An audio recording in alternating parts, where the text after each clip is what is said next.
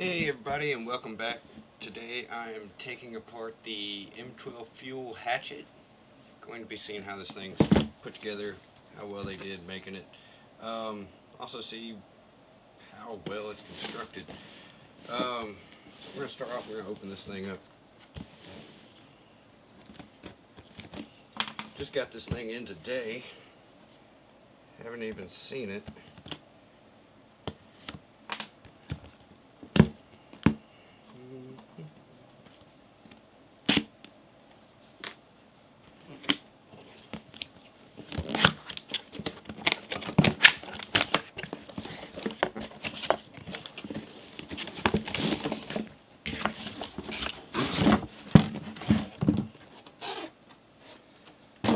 Thing is bigger than I thought it was going to be. Let's see. Yep, nothing in that either. It's tool only, so this is everything you're going to get.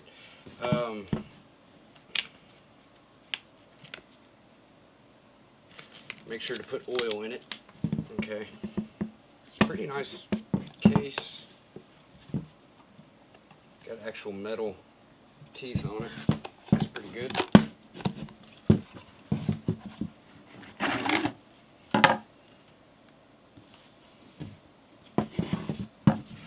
Pretty nice chain on it there.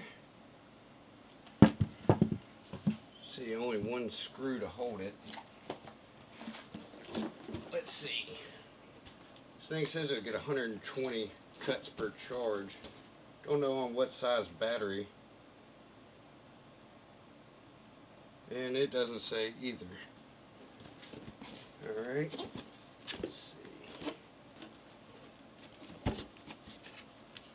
Says it goes 2650 RPM on the chain, which is about 5 meters per second. 6-inch bar, 3/8 chain pitch, just normal chainsaw chain. Not sure exactly the total length of the chain. But anyway, I thought this thing would be great for honestly limbing up trees around the property or cutting down little saplings around larger trees that you don't necessarily want. It seemed real handy for that. I do like the way it's put together. It's actually not as heavy as it looks like it would be, but it is nice and beefy.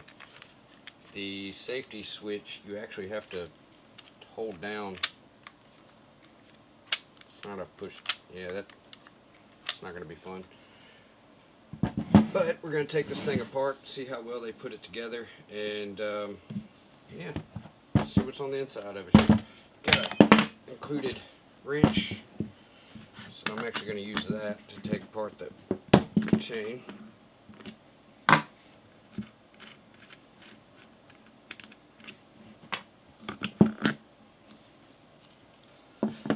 Wanted to see what type mechanism they use for tensioning.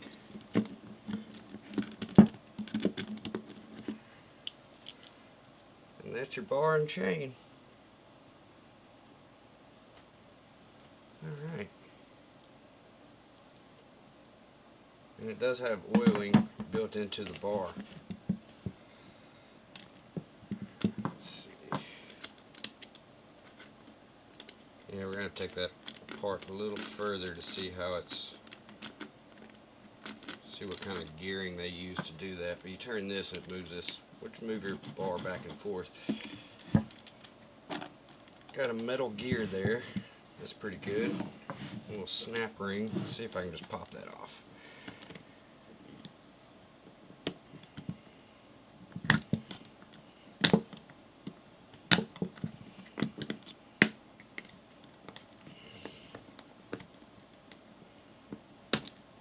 Alright. A little snap ring off.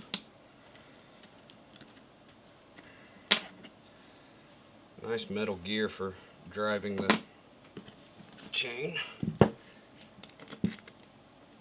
I see down there a snap ring. Might need some snap ring pliers. Let's see. Looks like we're down to just screws holding this thing together. Get out the old screwdriver.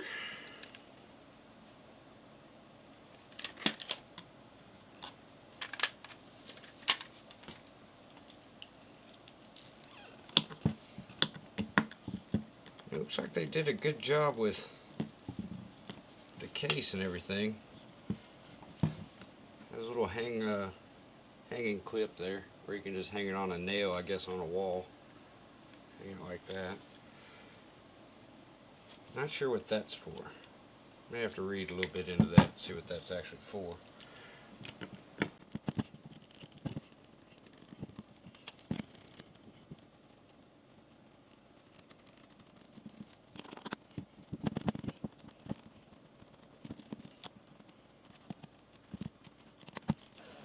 Use different size screws for right around the chain. I guess they're a little more concerned about having that beefed up right here where the chain's doing all the business. Nice long screws too. Yeah, they were seriously wanting to beef up the end more than they were worried about the handles and motor. They were very much concerned about the chain and the bar. Alright, we're going to take the filler cap out, and we'll be able to separate it. See which side is more attached to it. Alright.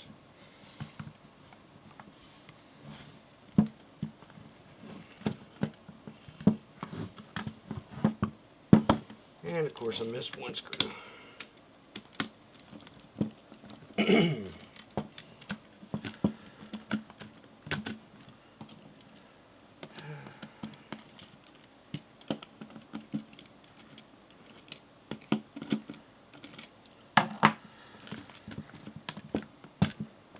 Alright, there we go.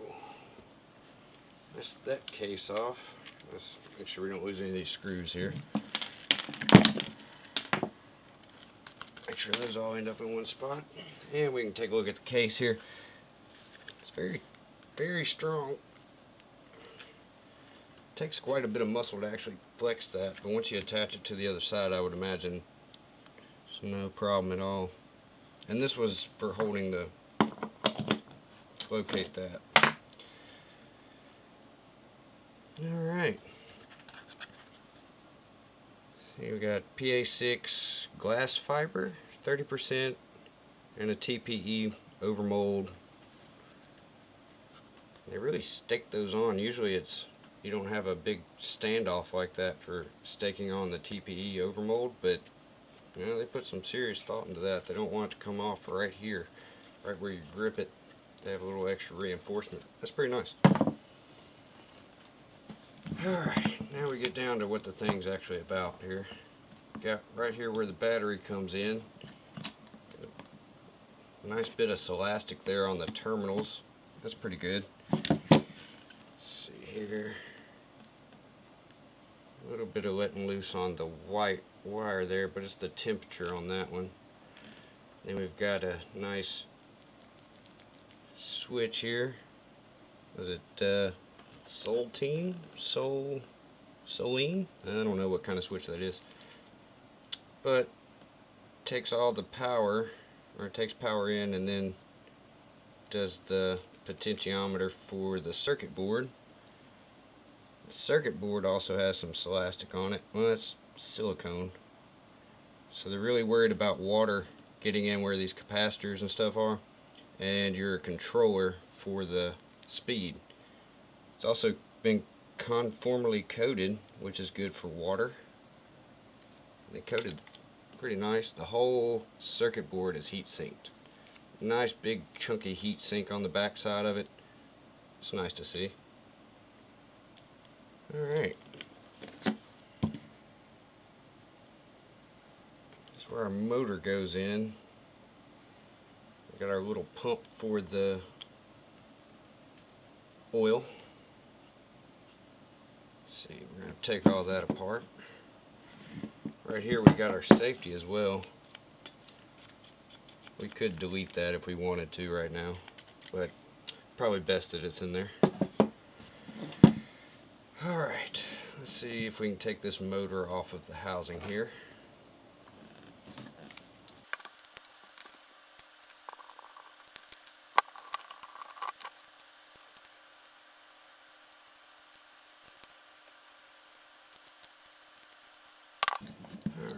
take the motor off of the gearbox here.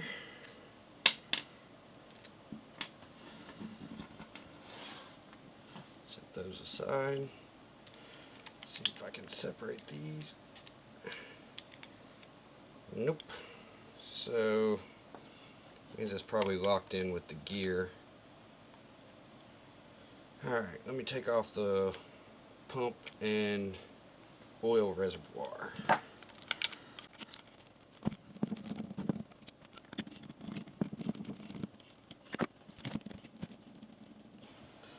This is going to be a little piston pump, I would imagine, ran off of a cam inside the, or on the shaft of the gearbox. Alright, so we should be able to get the pump off. That should come on off of there. Slip that guy out. That's a gear driven pump. Take that apart. Yeah, just a little gear driven pump. I would imagine have a little impeller back here and it just drives. It means it's going to be pumping a lot of oil. Also, we can see now, we can see the mechanism for tightening the chain. You see, here's the pin. There's the pin, the black one right here, that actually moves the bar. You spin this and it just rotates. That's actually a pretty good design for what I've seen when they set it up like this. The only thing I would actually worry about with this whole setup would be being able to keep that bar tight with one bolt. I usually like to see 2 bolts, but it is a very small chain, so it probably will be okay. And it's got a nice chunky steel for locating the rest of the bar. And then this basically just holds it on those chunks of steel. And it looks machined. It's definitely not cast or anything like that. The part that the bar actually attaches to is machined down, which means this is probably all one continuous chunk of steel right here, which makes it very strong, and that's actually very nice. It's a good way of putting it together. I wouldn't see that giving out anytime soon. Also, we have it's like a protective jacket around the motor from either heat or vibration. There goes my tightening. Got a good little bearing in the back for the motor. It's kind of small, but it's not too bad for the type of load this motor would feel from that, because all the load's going to be on this gearbox here. So let's take off this faceplate. Let's see what's under there and see how they geared this thing.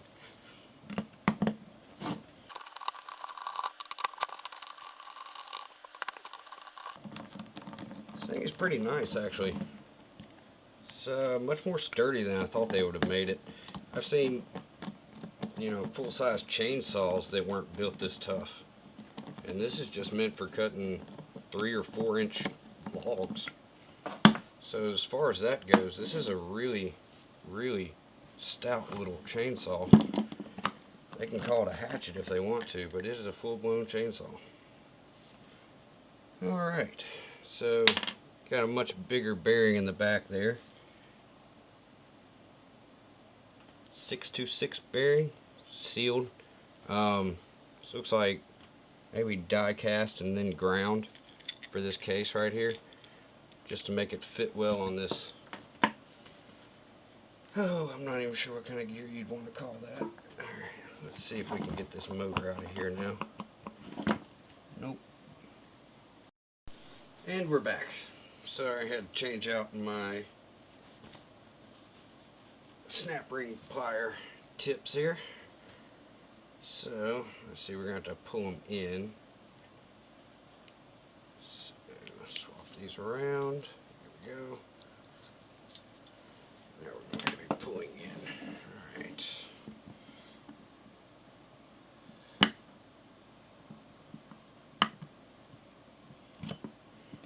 Alright. Pull out that little snap ring. Now we should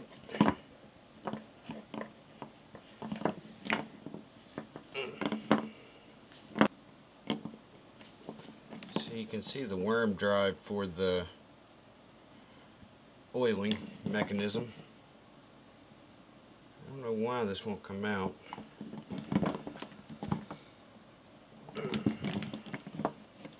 Alright, one moment. Let me figure out how this comes out of here. Okay, so I had to take off all these screws around this casement here. Now we can reveal our motor. See, the casing should drop off the back. And there's their power state motor. And this is 50% glass fiber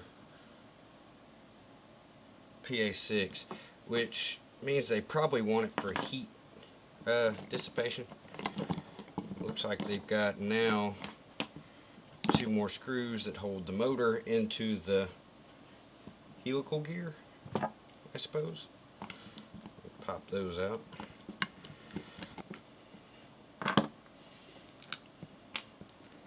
Alrighty, now our motor's slipping out. Got a sealed bearing on the front. So this runs pretty much like an angle grinder. Yep, this is pretty much an angle grinder. Alright. I say that because the mechanism they used for the motor to drive the spindle, if you put a wheel right here for a grinding wheel, that's pretty much how it's done. Now I still can't figure out why.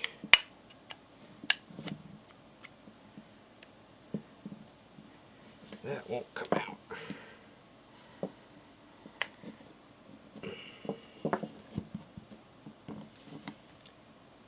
I don't want to yank on that or push on it with pliers and mess any teeth up. Let me put a little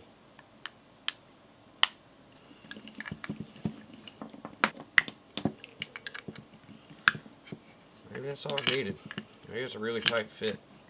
I had to change a wheel bearing on my car yesterday, and this is bringing up nightmares of it.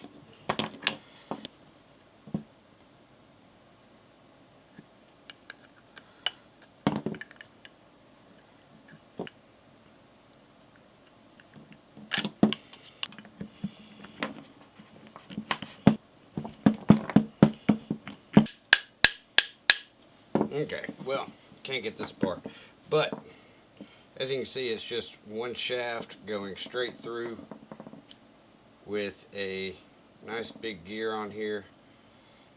The pinion slips in between here and goes around and round, and it's also located with a bearing on, see, right here and right here on this little butt end here, so you can't get any flexion across the driven gear here.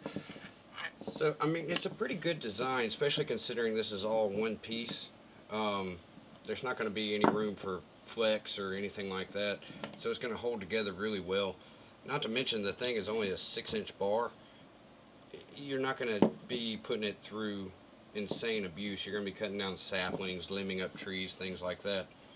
So, you know, that's a pretty good design. Like I said, it's pretty much a angle grinder. That's, except for this little bit here, that's how one works. So that's proven technology. I don't see why it wouldn't work for a little chainsaw.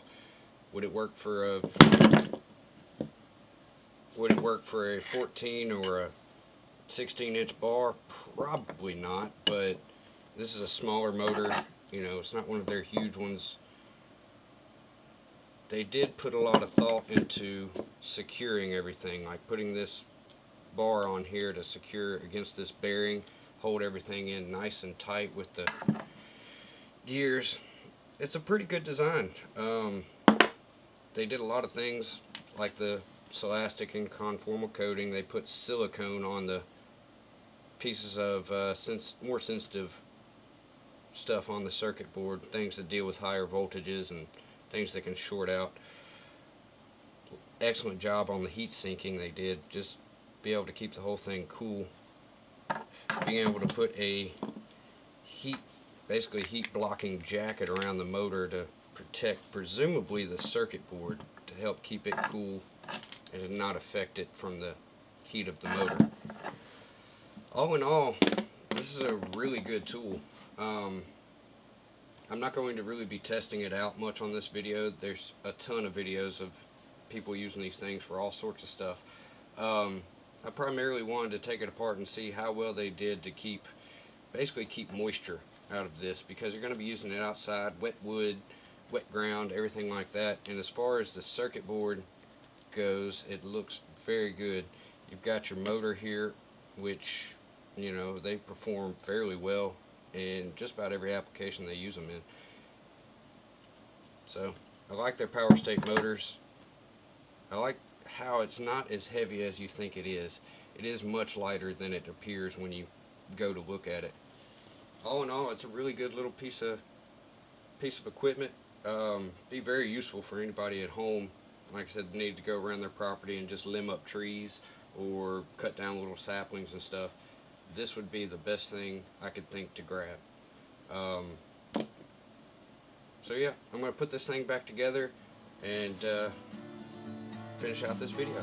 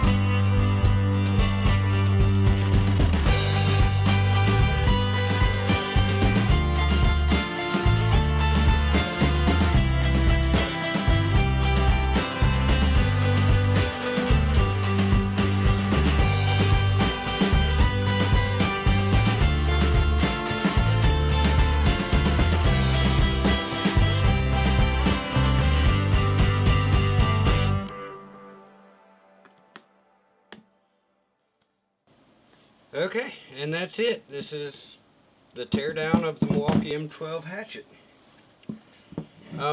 Overall, I'm very impressed. They reinforced things that needed to be reinforced, and you know, went a little bit lighter on things they could go light on. Like using the big screws wherever it was connecting to something with the main frame of the chainsaw itself. The chainsaw isn't but about this big. The rest of it is just a motor coming in, driving it, and it's just like any other M12. Overall, I think it'd be an extremely handy piece of equipment. I'm not sure how professional you could go with it. I could imagine that a lot of people would use it.